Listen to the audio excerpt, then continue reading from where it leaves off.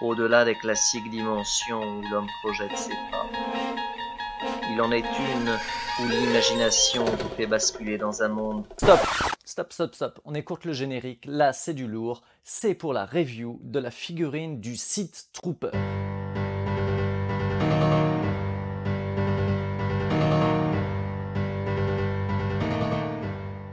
Alors je dois dire que quand j'ai été chercher mon petit colis à la poste, je m'attendais à avoir des figurines vintage collection. Je savais pas ce qu'il y a dedans et quand je l'ai ouvert...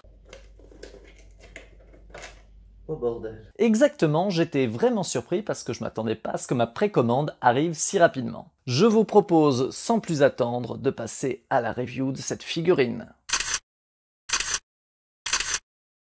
Alors, ce nouveau Sith Trooper était l'exclu du dernier Comic-Con, le Comic-Con 2019 de San Diego.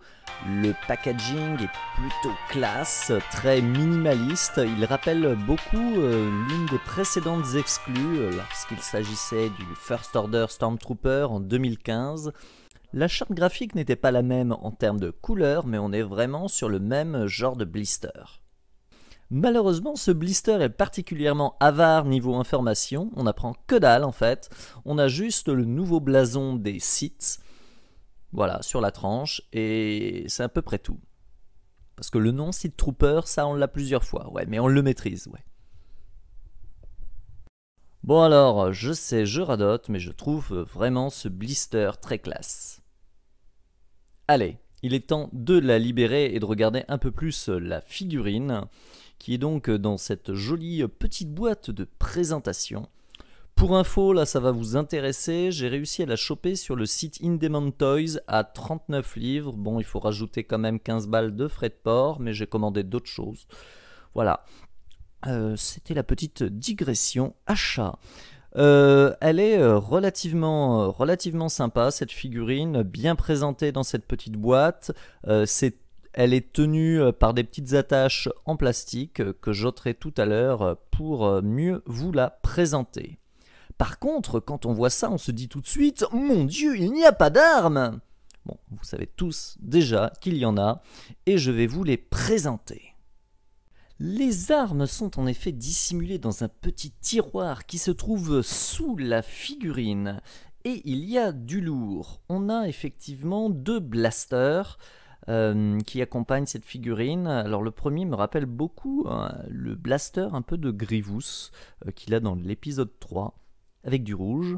On a un blaster que je vais essayer de que je retirerai hors caméra, qui est le blaster avec qui, visiblement, qui est l'arme fétiche de ce nouveau Trooper, car on le voit sur tous les visuels avec cette arme, qui fait un blaster plus lourd que ceux des Stormtroopers classiques. On a ça, alors là, je dois dire qu'on dirait un peu une matraque ou un aiguillon électrique. Ouais, je vois bien un truc à la exécutionneur Stormtrooper. Après, les utiliseront dans le film. On le saura en décembre.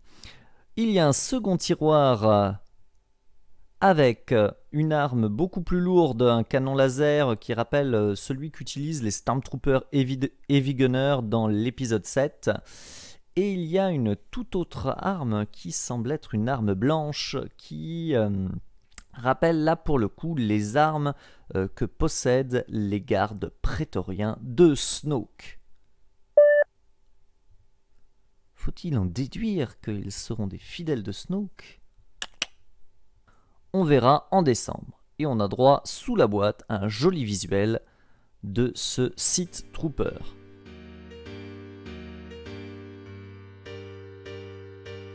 Et avant même de sortir la figurine de son blister, on peut constater qu'effectivement ce nouveau casque emprunte beaucoup au Clone Trooper, plus qu'au Storm. Là on a cette... caractéristique du casque qui rappelle beaucoup les clones troopers de phase 1, de phase 2 dans la forme. La preuve, je mis en parallèle avec le Stormtrooper classique. D'ailleurs, dans la review détaillée, je vais les comparer tous les deux. Donc effectivement, on voit que le casque a quand même pas mal évolué entre ces deux figurines. Alors, faut-il en déduire avec un casque comme ça que c'est un clin d'œil appuyé au Clone Trooper et qu'il s'agit de clones? Réponse en décembre. Alors si de prime abord on pensait que c'était juste un Stormtrooper repeint en rouge, la figurine nous permet de nous rendre compte que l'armure est quand même relativement différente de celle du Stormtrooper First Order classique. On est sur une armure déjà qui est quasiment intégralement striée. Le plastron n'est pas lisse comme c'est le cas avec le Stormtrooper classique. On a également beaucoup plus une armure qui semble beaucoup plus travaillée, beaucoup plus fonctionnelle. Il y a beaucoup plus de petites pochettes, de petites parties qui donnent l'impression de force spéciale. Ça rappelle, je trouve, un peu les armures style Halo de combattants de force spéciale, donc qui doivent avoir de nombreuses fonctionnalités dans leur armure. Les formes sont aussi beaucoup plus géométriques, beaucoup plus agressives, beaucoup plus carrées que celles du Stormtrooper classique. Le dos, on retrouve quand même le même esprit, les mêmes parties que dans l'armure du Stormtrooper classique, mais effectivement avec des formes géométriquement plus prononcées et donc toutes ces stries qu'on voit sur l'ensemble de l'armure. Le casque, les épaules, on a je ne sais pas si c'est une petite caméra sur le côté ou un pointeur laser, on verra dans le film. Donc cette partie aussi, tiens d'ailleurs là on voit bien les stries au niveau de l'armure, et bien travaillé, fidèle au visuel du film, et effectivement on constate avec ce retour de cette visière centrale là une inspiration beaucoup plus Clone Trooper que Stormtrooper finalement dans ce nouveau casque, qui est relativement intriguant, et j'espère que c'est pas qu'un coup marketing et qu'on les verra beaucoup dans le film. Et donc là justement c'est pour que vous rendiez bien compte des différences dans l'armure, donc de ce que je vous disais précédemment. Donc le Stormtrooper classique a quelque chose d'assez arrondi, d'assez lisse, d'assez plat, alors que avec ce Sith Trooper on a quelque chose de beaucoup plus géométrique, de beaucoup plus agressif. En tout cas, c'est cool, un Stormtrooper rouge. Bon, j'espère que ça ne se résumera pas à ça dans le film, un Stormtrooper rouge. Et je vous propose, pour cette dernière partie, de malmener la figurine. On va tester ses articulations. Bon, alors comme dans toutes les Black Series, on retrouve des articulations au niveau des poignets qui pivotent. Ça bouge plutôt bien d'ailleurs, il faut le noter, elle est assez souple.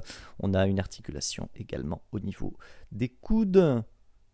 Voilà, son blaster, on l'enlève. Toc, donc la main, ça pivote sans problème. C'est souple, pareil au niveau du coude. Ah, alors là, grosse nouveauté et vraiment très sympathique, des articulations au niveau des épaules supplémentaires. Qui font qu'elle s'écarte plus facilement et qu'elle pivote. Et il y a beaucoup plus d'amplitude de mouvement, facilité aussi par des épaulettes dans un plastique beaucoup plus souple, ce qui fait qu'effectivement les bras peuvent s'écarter et peuvent prendre des postures assez folles. Bon, au niveau de la tête, comme d'habitude, ça pivote à 360 sur bille. Au niveau des jambes, ça pivote, ça s'écarte plutôt bien. Ouais, les articulations sont vraiment souples. Les pieds sont sur bille avec un petit mécanisme qui fait que ça va en avant, en arrière, et donc que ça tourne à 360. On a des bonnes articulations au niveau des jambes, ce qui fait qu'on peut effectivement bien lui écarter les jambes pour effectivement, si on veut lui faire le grand écart ou un vol plané, on peut le faire sans problème. Donc vraiment très bien articulé. La mienne est donc, comme je vous le dis, particulièrement souple et flexible, ce qui est formidable. Et là encore, ces articulations donc au niveau des épaules, c'est particulièrement cool. C'est donc une belle figurine que l'on retrouvera dans toutes les bonnes boutiques pour le Force Friday de septembre prochain. Après, la grande question, c'est quid de leur rôle dans le film? Seront-ils les potes des Storm classiques ou des rivaux?